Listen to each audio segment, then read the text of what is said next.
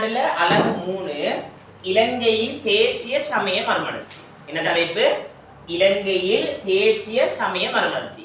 இப்ப இந்த பொதுவாக இந்த பாடத்துல கேள்வி ஒன்று வந்துட்டு 3 வருஷமாக என்ன செய்யப்படல, கேள்வி ஒன்று வரல. அப்ப இந்த 3வது பாடத்துல ஒரு கேள்வி ஒன்று வாரண்டால் இந்த 5 தலைப்புகளை வச்சுதான் உங்களுக்கு என்ன செய்யலாம், ஒரு கேள்வி ஒன்று எதிர்பார்க்கிறது. அதுல முதலாவது தலைப்பு நீங்க பாருங்க செல்ல, இலங்கையில கிறிஸ்தவ சமயத்தை பரப்ப வந்த மிஷனரி இயக்கங்கள். என்ன வகையான மிஷனரி இயக்கங்கள்? London, American, Wesleyan.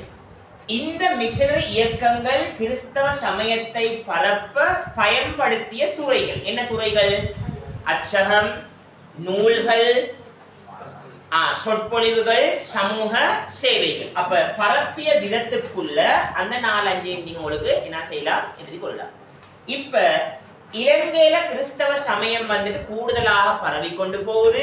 அந்த பரவக்கூடிய சந்தர்ப்பத்துல இலங்கையில பிரதானமான சமயம் இந்த மகான் பௌத்த சமயம். அப்ப அந்த பௌத்த சமயத்துக்குள்ள, அந்த பௌத்த மதத்துக்குள்ள உங்களுக்கு ஒரு கேள்வி ஒன்று வாரண்டால் இந்த 4 கேள்விகளுக்குள்ளே தான் வருகிறது.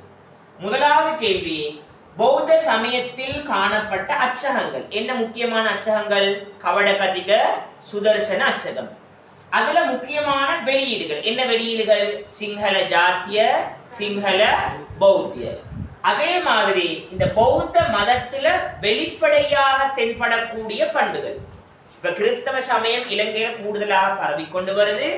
இந்த சந்தர்ப்பத்துல பௌத்த மதத்தை நல்லா முன்னோக்கி கொண்டு போறால் அந்த பௌத்த முக்கியமான தலைவர்களால என்ன செயற்பாடுகளை கொண்டு பௌத்த மதம் இன்னும் நல்லா முன்னோக்கி கொண்டு வந்தது? என்ன காரணங்கள், என்ன இதுகள்? விவாதங்கள் மேற்கொள்ளப்படுது, பௌத்த பாடசாலைகள் நிறுவப்படுது, அச்சகங்கள் உருவாக்கப்படுது, நூல்கள் வெளியிடப்படுது. அப்ப பௌத்த மதத்தில் வெளிப்படையாக தென்படக்கூடிய பண்புகள். நான் இந்த கேள்வி என்ன முறை எதிர்பார்க்கிறேன். பௌத்த மதத்தில் வெளிப்படையாக தென்படக்கூடிய பண்புகள். அப்ப என்ன பண்புகள்?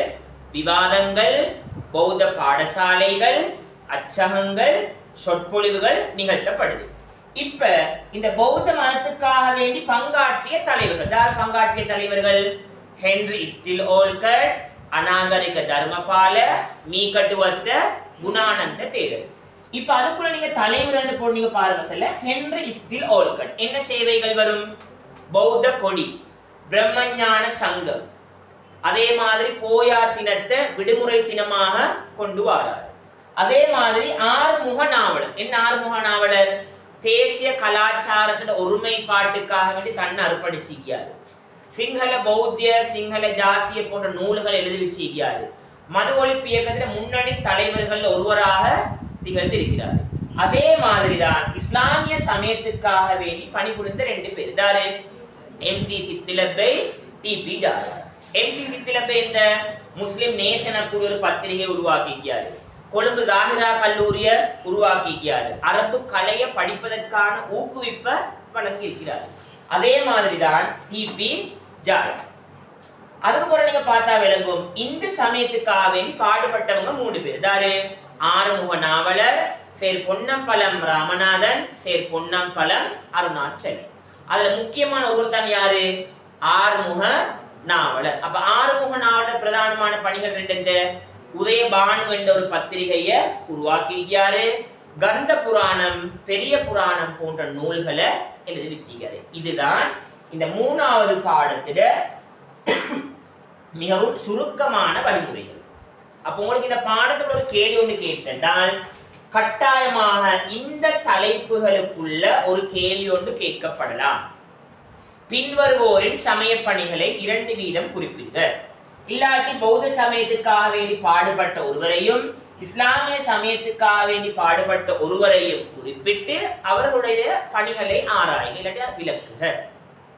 வேண்டுதா கேள்விகாரமாய் ஒரு தனிப்பாடமாக இந்த பாடத்துக்குள்ள ஒரு கேள்விகள் வருமானால் ஒரு 5 கேள்விகள் உங்களுக்கு வருகிறது.